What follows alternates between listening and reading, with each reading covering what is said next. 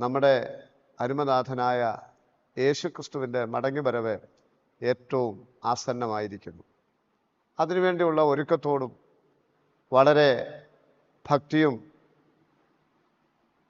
വിശുദ്ധ ജീവിതവും നടത്തി കാത്തിരിപ്പാനായിട്ട് ദൈവം നമുക്കേവർക്കും സഹായിക്കുമാറാകട്ടെ.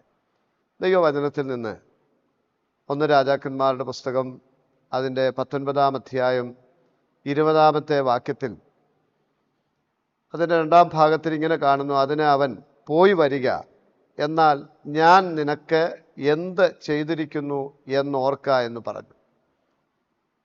ഈ ഭാഗം വേദപുസ്തകം പരിചയമുള്ള എല്ലാ ആളുകൾക്കും നന്നായിട്ട് മനസ്സിലാകുന്ന ഒരു ഭാഗമാണ്.